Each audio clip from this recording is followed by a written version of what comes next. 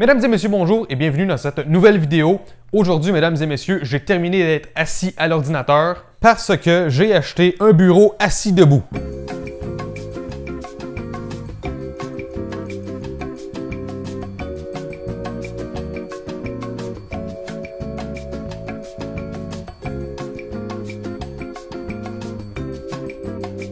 Le bureau assis debout, ça permet d'être assis ou debout à son bureau, bien sûr, ça le dit.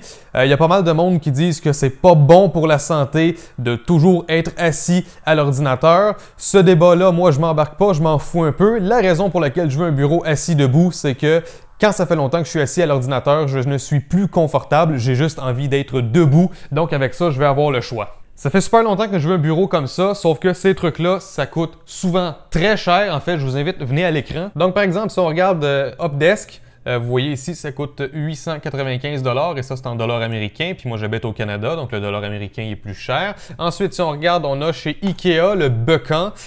Donc ça, c'est 589 $. Donc c'est déjà pas mal moins cher. Ensuite, on regarde par exemple ici, Stand Up Desk Store. On est à 589 $. Ensuite, on regarde ici, Fully. Ici, on est à 570 $.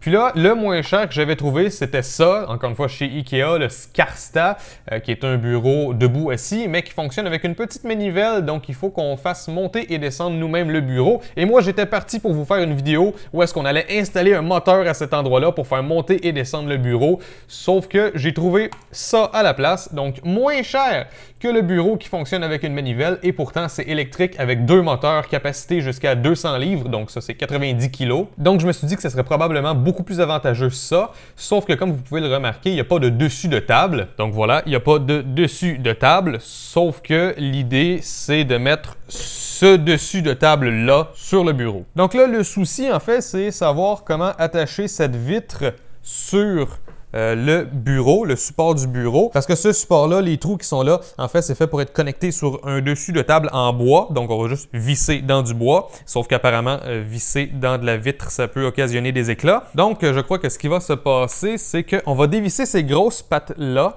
sauf qu'on va garder la structure en métal qui tient la vitre. Et comme vous pouvez voir, juste en dessous ici, j'ai un trou là et j'ai un trou là. Donc, probablement que ce qui va arriver, c'est qu'on va garder toute cette structure-là avec la vitre et tout ça, ça va aller par-dessus le support ici. Et on va probablement devoir créer un trou ici et un trou là environ. Donc, en tout, il va y avoir 4 trous à faire sur ce support-là. Et on devrait être capable de faire tenir la vitre dessus. Et là, comme vous pouvez remarquer, j'ai maintenant mon support à écran qui est installé. Et ça tient super bien sur la vitre. Elle ne courbe pas ou quoi que ce soit. Donc, ça a l'air d'être bien solide. Et fait intéressant, mon nouveau bureau assis debout, plus mon support à écran, plus tous les accessoires que j'ai achetés et que je vais vous présenter, ça a coûté environ 400 $. Et 400 $, ça c'est moins cher que tous les autres bureaux électriques que je vous ai présentés tout à l'heure. Donc, je crois avoir trouvé la solution la moins chère pour moi et la plus facile aussi. Ce truc-là était super facile à assembler, il y avait comme 5 étapes. Maintenant, le problème, c'est que puisque le bureau va monter,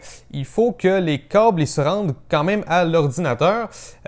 Parfois, qu'est-ce que les gens font, c'est connecter l'ordinateur au bureau de façon à ce que quand le bureau monte, l'ordinateur monte aussi. Sauf que moi, je voulais pas vraiment aller vers cette option-là. Donc, à la place, je me suis acheté plein d'extensions et tout que je vais vous présenter. Et ça va faire en sorte que maintenant, on va pouvoir monter le bureau sans que les fils soient trop courts et que tout se débranche tout seul. Donc, premièrement, j'ai recyclé des petits guides pour câbles qui venaient avec mes imprimantes 3D. Donc, ça va pouvoir aller sous la table et guider des fils. Et aussi, j'attends une sorte de cache-fil en tissu qui va donc être capable de cacher la grosse couette de fil qui va dépasser en dessous de mon bureau. Et aussi, on va pouvoir l'utiliser sur la télévision. Cette petite couette de fil-là va être caché en quelque sorte. Donc ça, quand ça va arriver, ça va rendre le tout un petit peu plus clean.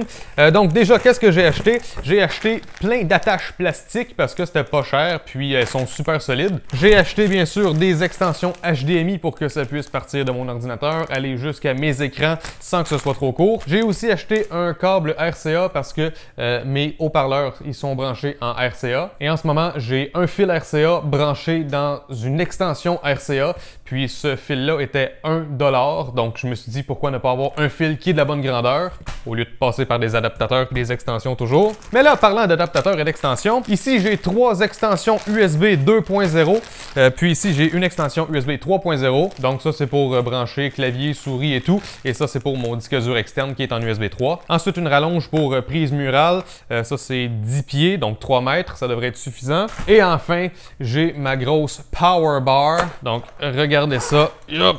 Donc on a 8 prises, mais les prises sont super espacées. Donc quand on a des plus grosses prises, genre des blocs 12 volts, ça va pas nécessairement bloquer la prise qui est juste à côté. Donc je devrais avoir assez de place pour brancher tous mes trucs là-dessus. Puis voilà, ça aussi, là, on a quand même une bonne longueur de fil. Et c'est à peu près tout pour les accessoires. Maintenant que je vous ai expliqué c'était quoi le projet, ça va maintenant être le temps de vider tout ce bureau-là. Ensuite, il va falloir qu'on désassemble les pattes. Ensuite, il va falloir faire des trous ici, donc sur le support. Puis ensuite, ben, il va falloir mettre la vitre là-dessus, puis remettre tout ce qu'il y a là-dessus. Donc, il va y avoir plein de time-lapse pour agrémenter cette vidéo, comme d'habitude.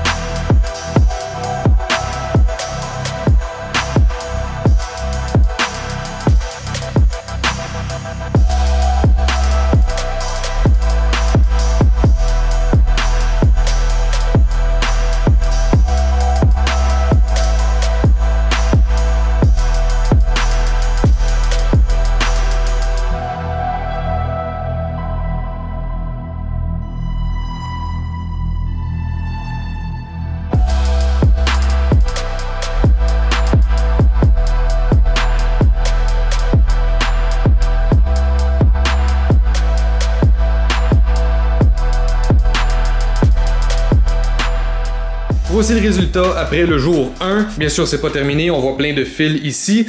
Ça ici, je vais mettre une genre de gaine qui va cacher tous ces fils-là. Mais malheureusement, je l'ai pas encore reçu. Sauf qu'au moins, tout est branché. Et là, à partir de la zone cuisine, je voulais vous montrer de quoi ça avait l'air. C'est ridiculement haut. C'est hilarant. Si on porte vraiment attention, c'est sûr que ça fait un petit peu bizarre d'avoir en quelque sorte 2 supports pour la table, un par-dessus l'autre. Sauf que ben, c'est chez moi et ça ne me dérange pas plus que ça.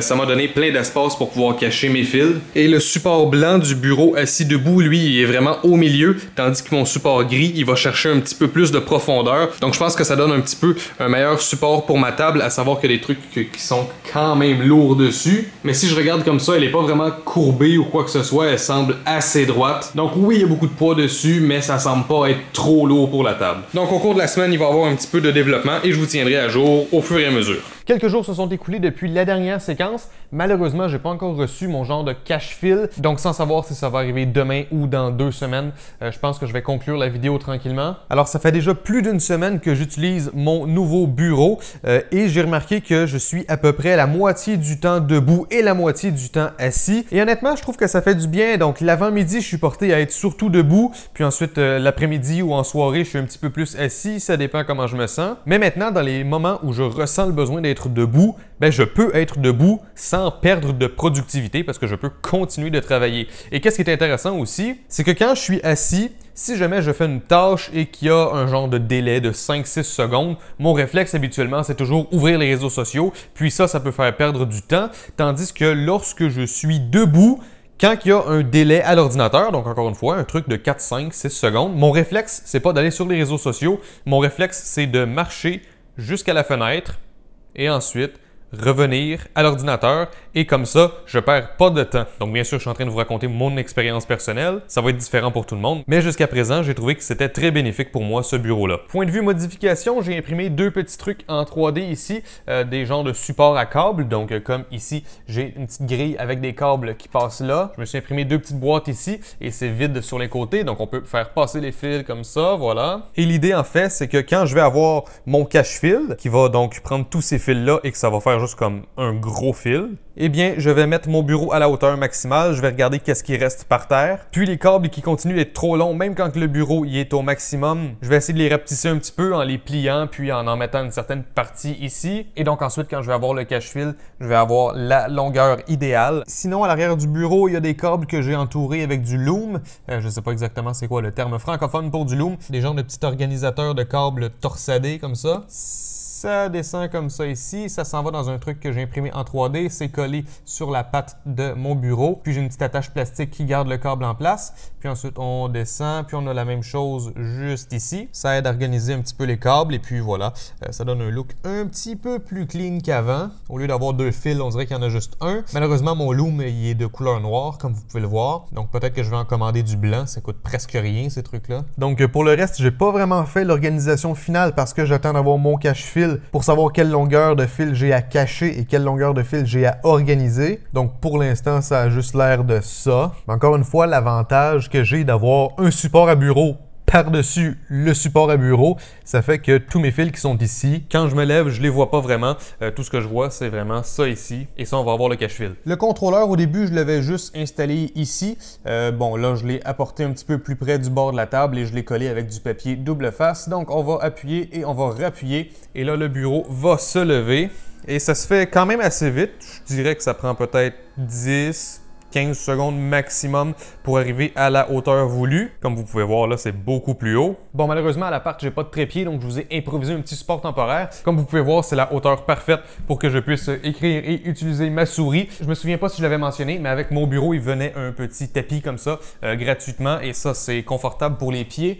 C'est un petit peu mou, donc c'est chouette. Si jamais je suis debout longtemps, ça aide à être plus confortable. Et quand je décide que je veux m'asseoir, c'est pas compliqué. Je reprends ma chaise, j'appuie sur le bouton 1, puis ça va redescendre aux paramètres que j'ai enregistrés. Donc voilà, ça descend tranquillement. J'ai rien à faire, moi. Et voilà, maintenant, je peux être en position assise. J'ai ajusté le bureau et la chaise pour qu'ils soient tous les deux à la hauteur parfaite pour que je sois confortable quand je suis au clavier et à la souris. Donc, je suis très satisfait jusqu'à présent. Les moteurs, ils sont pas extrêmement bruyants, sauf que si vous êtes dans une salle qui est complètement silencieuse, oui, vous allez l'entendre, mais c'est pas un bruit qui va être dérangeant comme ici dans un appartement, par exemple. Alors, après plus d'une semaine d'utilisation, je dois dire que mon bureau Prime Cables, qui a coûté moins cher que tous les autres bureaux assis debout que j'ai pu trouver, il me convient parfaitement, je suis 100% satisfait. Il restera juste à terminer le cable management et peut-être que je vais mettre des photos sur Instagram ou quelque chose pour vous montrer le résultat final. Bon, ben je pense que ça résume pas mal la vidéo que je voulais vous présenter, l'installation de mon nouveau bureau. Si vous avez aimé la vidéo, n'hésitez pas à laisser un j'aime et à commenter et n'hésitez pas à me rejoindre sur tous les réseaux sociaux, YouTube, Facebook, Twitter et Instagram. Et moi, je vous revois une prochaine fois dans une vidéo. Ciao tout le monde!